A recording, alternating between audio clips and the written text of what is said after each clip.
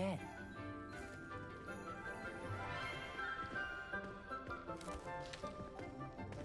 Good morning, Professor Garlick. How wonderful it is to see you again, Lenora dear. Oh, here. You'll need these for today's class. A little treat for your auntie.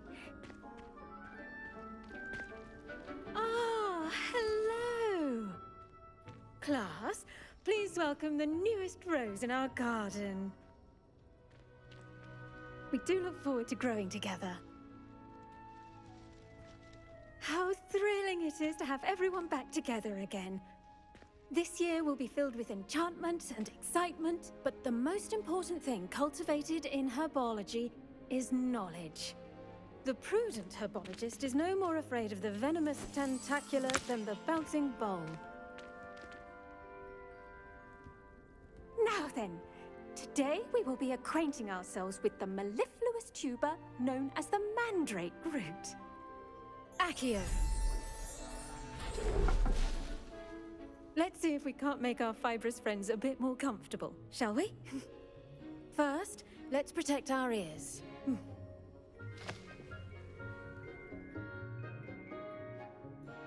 Now, everyone, grip their mandrake by the tendrils and give it a firm tug.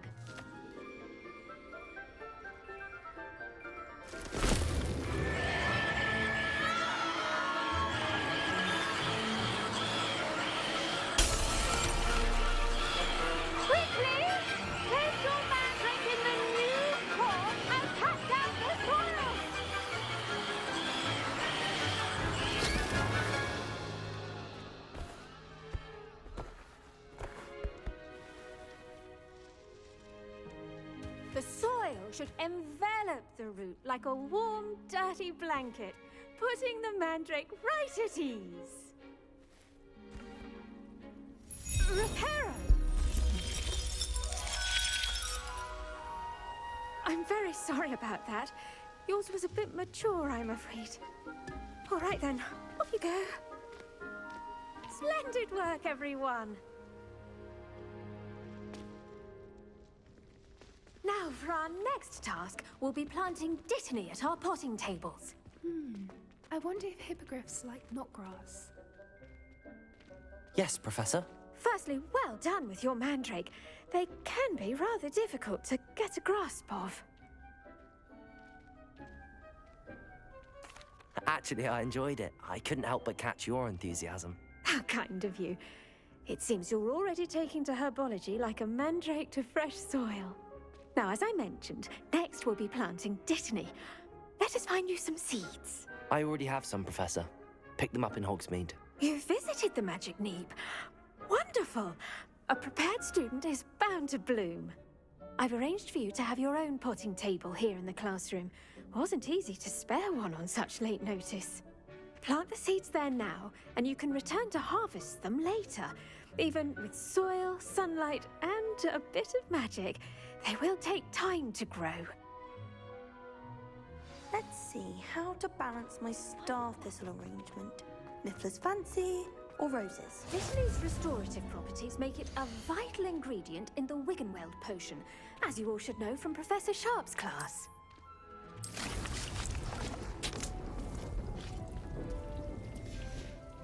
Well done!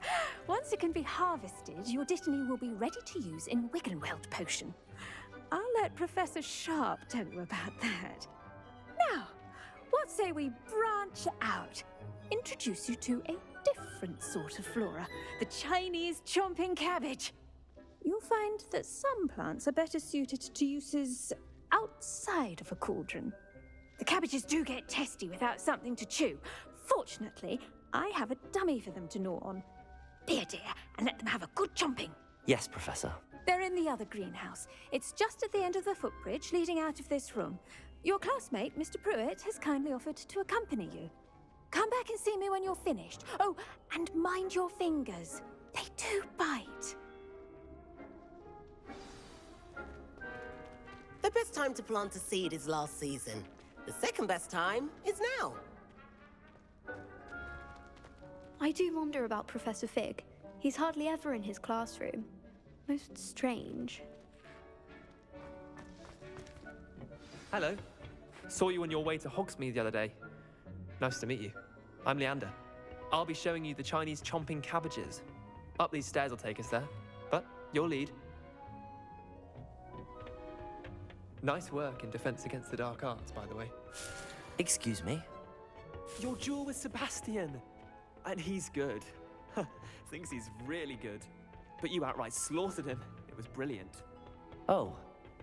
Well, thank you. I nearly put Sebastian in his place myself. I mean, I would have, if Hecate hadn't stopped me. Didn't she stop that dragon skull from crushing you? Here we are, home of the Chinese chomping cabbage. Go on, grab a few of those cabbages. Just mind your fingers. I almost lost a thumb once. Don't worry. Now, see that dummy? Just toss the cabbages at it, and they'll do the rest.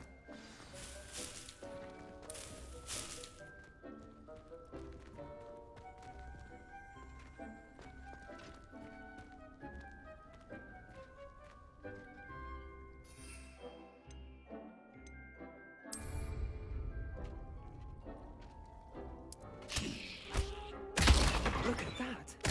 They'll chomp on anything they can get their mouths on. Mum planted some in her garden last year to keep the gnomes out. Did save her the de-gnoming, but they left her honking daffodils in tatters. Vicious little bastards, aren't they? My kind of plants. Not like stupid booba tubers and bouncing bulbs. The kind of plants that'd have your back in a fight. Not saying you can't go it alone, but, well, imagine that wasn't a dummy.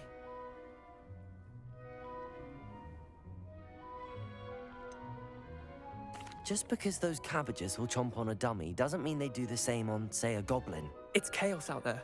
Trolls in Hogsmeade and such. You can't be above throwing a cruciferous vegetable if necessary. Dogweed and deathcap has more of them, if you're keen. Other plants too. Ones your parents wouldn't plant in the garden. You get the idea.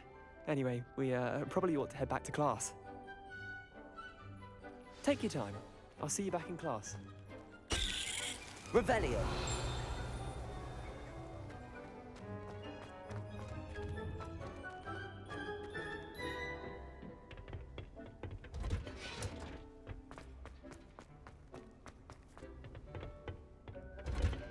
And with that helpful reminder as to why we should always wear our dragon hide gloves, I shall end our lesson here.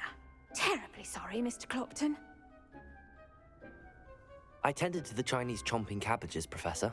Remarkable plants, aren't they? I hope they weren't too much trouble. Oh, don't see any bite marks or missing digits. And good, as you do seem to be quite green-fingered. Oh, I'm eager to see your skill in the soil continue to blossom.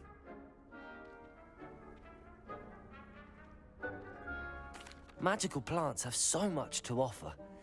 I'm eager to learn more. I'm glad. Herbology is a bounteous subject. Tend to your garden, and it will tend to you. Huh. Well, I suppose that's everything. Do come by for a chat sometime. I so enjoy checking in with my new students.